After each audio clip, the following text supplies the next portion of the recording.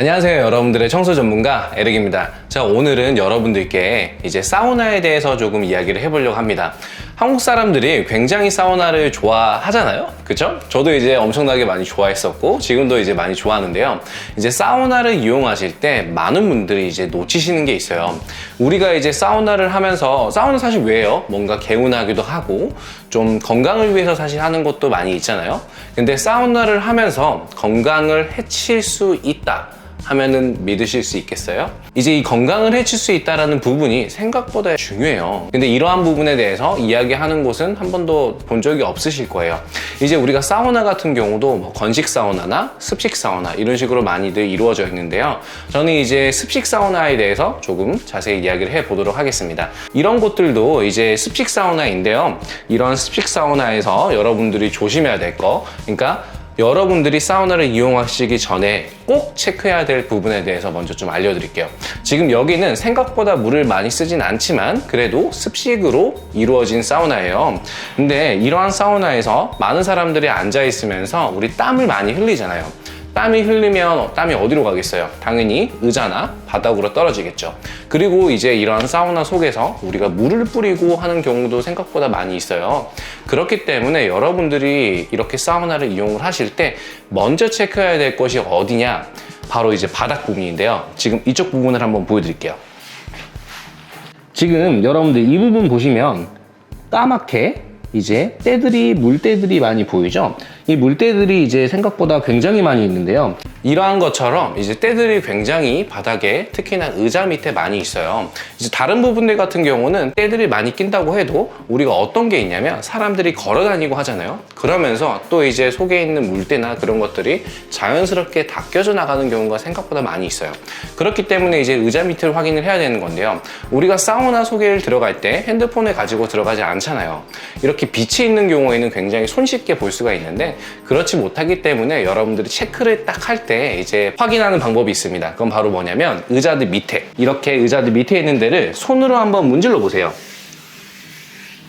손으로 문질러 보면은 미끌미끌한 느낌이 들 수가 있어요. 미끌미끌한 느낌이 든다는 것 자체가 이제 관리가 잘 안 된다라고 이야기를 할 수 있을 것 같아요. 그게 뭐냐면 물때 같은 거, 그리고 특히나 핑크 박테리아 있죠. 제가 이제 이 핑크 곰팡이가 아니고 박테리아다라고 이제 이야기를 드린 영상이 있어요. 그 영상 위쪽 편에 링크 있으니까 참고하시면 될 것 같고요. 이렇게 이제 바닥을 만졌을 때 그때 미끌미끌한 느낌이 든다면 거기는 조금은 피하시는 게 좋을 것 같습니다. 이렇게 뚫려 있는 게 아니라 막혀 있는 경우에는 저희가 모서리 부분들, 특히나 이렇게 벽면들에 있는 모서리를 한번 손으로 만져만 보세요. 그러면 여러분들 바로 파악하실 수가 있으실 겁니다. 그리고 또 다른 포인트 하나가 있는데요. 일단 장소를 한번 옮겨볼게요. 여기는 습식 사우나 중에서도 조금 더 이제 습도가 높은 사우나인데요. 이러한 곳에서 여러분들이 꼭 체크를 해야 될 게 뭐가 있냐면 이런 의자예요. 의자가 생각보다 물때가 굉장히 많이 끼고요. 그리고 이제 이러한 것들에도 곰팡이가 생각보다 많이 낍니다. 그렇기 때문에 여러분들 체크를 하실 때 어떤 부분을 체크를 하셔야 되냐면 지금 보시면 여기 보시면 이렇게 물때가 굉장히 많이 껴있는 걸 보실 수가 있습니다. 이쪽 편을 보셔도 이렇게 사이드 부분, 특히나 이런 건 항상 사이드나 틈 사이 부분, 이런 부분들 잘 체크를 해 주셔야 됩니다. 그리고 이쪽은 이제 굉장히 깨끗해 보이긴 했었는데 이렇게 반대편에서 보게 되면은 여기에도 지금 때들이 많이 껴있는 게 눈에 보이죠? 네, 지금 이렇게 보이는 것처럼 사우나라는 곳들이 정말 관리하기가 너무나 어려워요. 목욕탕이나 찜질방 같은 곳을 운영하시는 사장님들도 신경을 굉장히 많이 쓰고 계실 겁니다. 근데 이제 그게 완벽하게 되기는 좀 어렵지만 그래도 얼만큼 관리를 하고 얼만큼 신경을 쓰냐에 따라서 퀄리티는 많이 달라지거든요. 그러니까 이런 것들을 이제 고객들이 조금 더 구별할 수 있는 눈이 생기고 하면은 사장님들도 조금 더 많이 신경을 쓰고 하는 그런 좀 선순환 구조가 되지 않을까라고 저는 생각을 합니다. 그리고 이제 운영을 하시는 사장님들 같은 경우는 사실 이러한 공간들 청소를 어떻게 진행하시면 좋냐면요. 한 번은 좀 제대로 확인을 하시고 대청소를 한번 좀 진행을 하셔야 돼요. 전체적으로 균들을 죽여줄 수 있는 약품도 사용을 하셔야 될 거고요. 그리고 전체적으로 스크럽 같은 것도 해 주셔야 되고요.